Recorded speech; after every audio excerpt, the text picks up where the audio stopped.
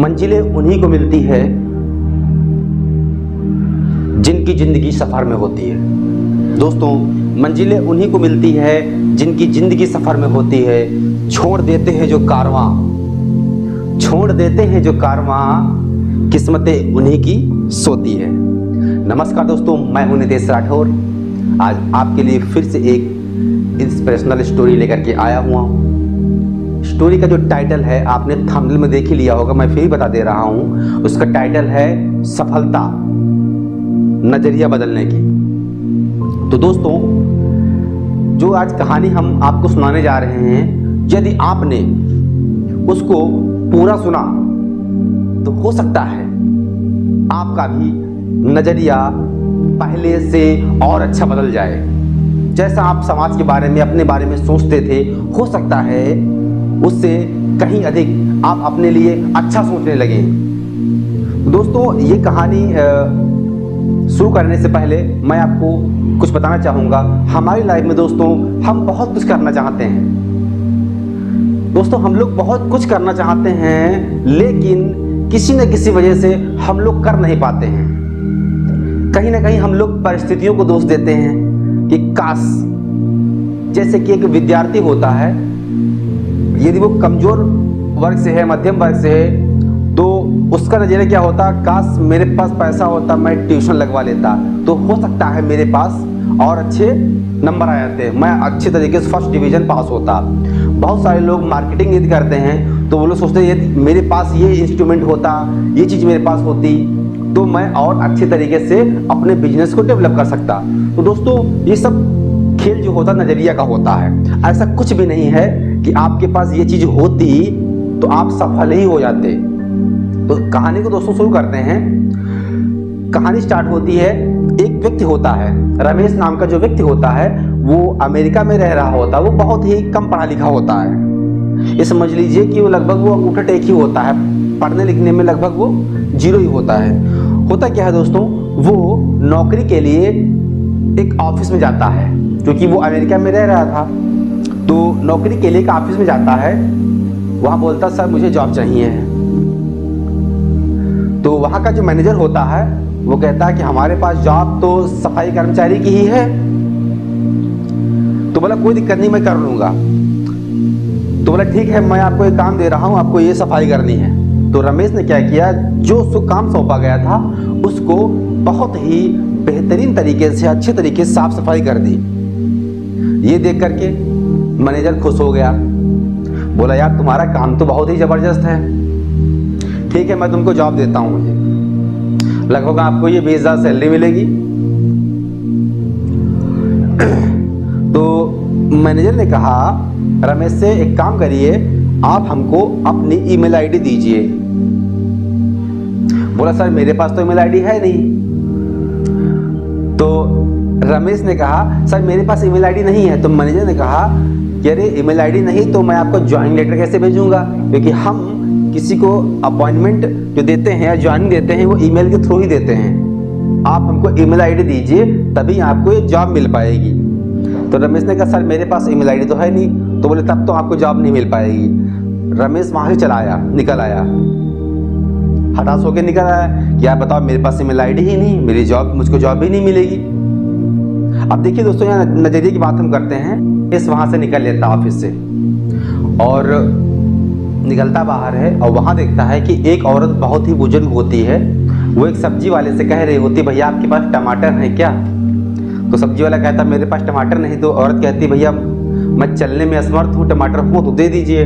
तो कहता माँ जी हमारे पास टमाटर तो है नहीं। ये बात रमेश सुन रहा होता है। उसके पास लगभग 500 रुपये जेब में पड़े हुए होते हैं उस समय। तो वो सोचता है कि एक काम करते हैं, इन 500 रुपये से मैं टमाटर खरीद के माता जी को जो है बेच दे रहा हूँ। तो वो गया, थोड़ा दूर पे मंडी थी, वहाँ से 500 रुपये के टमाटर लेकर के आया और माता जी को बेच दिया। वो टमाटर लेके आया 500 रुपये का और उसको बेच दिया 600 रुपये के। उसको 100 रुपीज़ का प्रॉफिट हो गया। फिर उसने सोचा यार अभी मेरे पास 500 रुपए थे, बस खाली इतना काम करना पड़ा, हमारे पास 600 रुपए हो गए। फिर उसने यही क्रम किया। फिर उसने सोचा कि क्यों ना हम जो है फिर से टमाटर खरीदें और डोर टू डोर बेचें, क्योंकि बहुत सारे लोग हैं जो घर से मार्केट तक जिनको आने में तकलीफ होती है या जिनके पास समय नहीं होता है, उनको भी तो नीड होती होगी टमाटर की, सब्जी की। तो उसने क्या किया, फिर मार्केट गया, फिर 600 रुपए के टमाटर लेकर के आया, फिर जो है झिल्ली में पैक करके डोर टू डोर उसने बेचना चालू कर दिया। धीरे धीरे उसका इनकम बढ़ गया, 500 से 1000 हो गया। फिर उसने टमाटर और सारे खरीदे, कुछ अपना खर्चा पानी निकालने के बाद में जो पैसा बचा उससे फिर टमाटर उसने खरीदे। फिर उसने धीरे धीरे यही क्रम लगभग कई दिन तक चलता रहा उसका। धीरे धीरे उसके पास अच्छी खासी इनकम आने लगी टमाटर बेच करके ही। फिर उसने क्या किया, पहले क्या करता था वो टमाटर जो है एक अपनी दुकान उसने खोल ली, दुकान पर लाने के लिए वो एक गाड़ी जो है किराए पे लेता था। किराए पे गाड़ी ले ली, उसमें टमाटर रखवा लिया, अपना जो है दुकान पे उतरवा लिया करता था, क्योंकि उसकी अपनी दुकान भी आज की डेट में खुल चुकी थी। इस क्रम को करते करते धीरे धीरे उसके पैसा हो गया।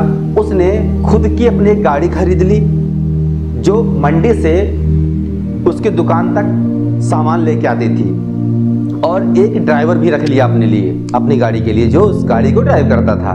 धीरे धीरे उसके पास अच्छी खासी संपत्ति हो गई, धन दौलत किसी भी चीज की कोई कमी नहीं हुई उसके पास में। धीरे धीरे उसकी शादी हो गई, बच्चे हो गए। अब उसने सोचा क्यों ना हम जो है अपना एक बीमा करवा लेते हैं, क्योंकि कभी ना कभी हमको भी ऊपर जाना है, तो कहीं ना कहीं बीमे के माध्यम से, इंश्योरेंस के माध्यम से हमारे फैमिली को कुछ ना कुछ मिल ही जाएगा, सिक्योर रहेगी। तो उसने जो है एक बीमा एजेंट को कॉल किया, क्योंकि वो बहुत ही संपन्न व्यक्ति हो चुका था, तो लगभग सब उसको पहचानने लगे थे उस एरिया में, उस आसपास। उसने बीमा एजेंट को फ़ोन किया कि मुझे भैया बीमा करवाना है, मेरे घर पे आ जाइए, फला फला जगह मेरा घर है। वो बंदा बीमा एजेंट तुरंत दौड़ते हुए आया, बोला जी सर नमस्कार। कहा ठीक है नमस्कार, बैठिए। बोला मेरा बीमा होना है, बीमा आप कर दीजिए। तो उसने कहा ठीक है। उसने सारे पेपर निकाले, सारा फॉर्म जो है उस बीमा एजेंट ने, इंश्योरेंस एजेंट ने जो है फिल कर दिया। कहा सर एक कॉलम खाली बचा है, वो भी आप मुझे बता दीजिए, वो मैं फिल कर दूं। तो बोला कौन सा कॉलम? तो उसने कहा सर अपना आप हमको ईमेल आईडी बता दीजिए, वो मैं फिल कर दूं। फिर बोला वो जो बिजनेसमैन है रमेश, उसने कहा मेरे पास ईमेल आईडी नहीं है। बोला क्या बात कर रहे हैं सर, आज की डेट में सबके पास ईमेल आईडी होती है, आप कैसा मजाक कर रहे हैं? आपके पास ईमेल आईडी होगी दे दीजिए सर, इसमें भरना है फॉर्म में, जरूरी होती है। बोला मेरे पास ईमेल आईडी नहीं है। बोला कसम से नहीं है, मेरे पास ईमेल आईडी है ही नहीं। तो जो इंश्योरेंस एजेंट था वो चौंक गया, बोला क्या बात कर रहे हैं सर? कहा सर यदि आपके पास ईमेल आईडी होती तो आपका और अच्छा बिजनेस चलता। उस बीमा एजेंट ने जो है रमेश से कहा सर यदि आपके पास ईमेल आईडी होती तो आपका जो व्यापार है बहुत अच्छी तरीके से और चलता। तो उसने कहा हमारे पास ईमेल आईडी नहीं है, अगर ईमेल आईडी हमारे पास होती तो मैं पोछा लगा रहा होता, मैं आज ये बिजनेस नहीं कर रहा होता। तो उसने कहा क्या बात कर रहे हैं सर?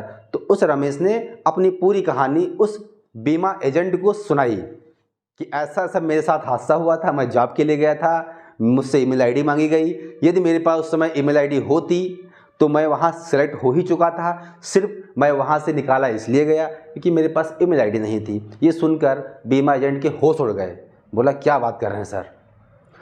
तो दोस्तों होता क्या है हमारी लाइफ में, हम लोग जो है समय को दोष देते हैं, परिस्थितियों को दोष देते हैं। हम लोग सोचते हैं मेरे पास ये चीज़ होती तो शायद मैं सफल हो जाता।